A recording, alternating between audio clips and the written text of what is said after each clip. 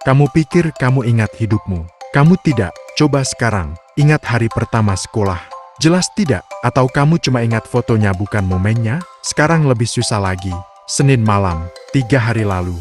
Kamu makan apa? Kebanyakan orang diam di situ. Bukan karena pikun, bukan karena tidak perhatian, tapi karena malam tadi.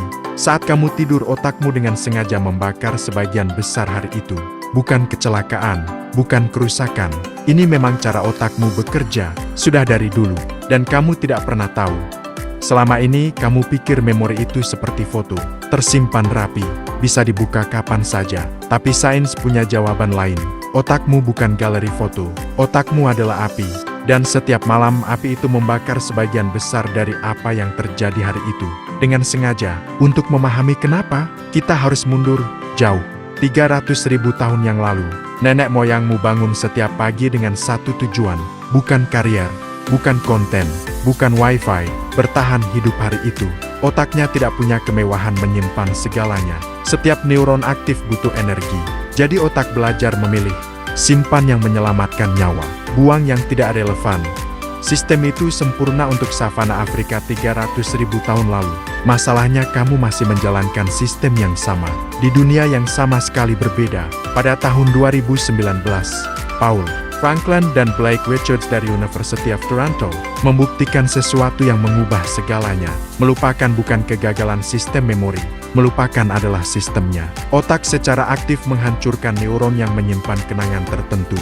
Setiap malam, bukan karena rusak, karena otak memutuskan kenangan itu tidak berguna untuk masa depan. Dan yang dihapus bukan kenangan buruk, bukan trauma. Yang paling sering dihapus adalah hari-hari biasa, percakapan normal, makanan yang kamu makan, baju yang kamu pakai, hari-hari yang terasa tidak penting. Tapi ini bukan bagian yang paling mengejutkan. Bagian paling mengejutkan adalah ini. Setiap kali kamu mengingat sesuatu, setiap kali kamu membuka kenangan itu, otak tidak memutar rekaman aslinya. Otak membangunnya ulang dari nol. Studi Northwestern University 2017 membuktikan ini. Setiap kali memori dibuka, otak merekonstruksinya, menambahkan detail yang tidak ada, menghapus detail yang ada. Artinya setiap kenangan yang kamu yakini akurat, sudah diedit berkali-kali tanpa sepengetahuanmu. Elizabeth Loftus dari University of California menghabiskan 4 dekade membuktikan hal ini. Ia berhasil menanamkan kenangan palsu ke otak orang dewasa sehat. Kenangan yang tidak pernah terjadi. Tapi mereka bersumpah itu nyata. Mereka bisa ceritakan detailnya. Semua palsu. Semua rekonstruksi, semua diyakini sebagai kebenaran. Sekarang duduk dengan pertanyaan ini, jika kenangan bisa ditanamkan, jika kenangan asli bisa diedit tanpa kamu sadari, jika otakmu membuang sebagian besar hidupmu setiap malam, siapa sebenarnya kamu? Kamu adalah narasi, cerita yang otakmu susun dari potongan-potongan, yang tersisa setelah proses penghapusan selesai. Dan editing itu tidak netral. Penelitian UC Berkeley 2014 menunjukkan otak mempertahankan kenangan yang selaras dengan identitas yang sudah ada. Jika kamu percaya kamu selalu gagal, otak lebih mudah menyimpan kenangan kegagalan dan menghapus momen berhasil. Otakmu bukan kamera yang merekam hidupmu. Otakmu adalah editor, dan ia memilih narasi berdasarkan template yang sudah ada sejak lama. Ada sesuatu di dalam kepalamu yang membuat keputusan tentang siapa dirimu, tanpa bertanya padamu. Dan kamu sudah percaya pada hasilnya, seluruh hidupmu. Tapi ada sisi lain dari ini.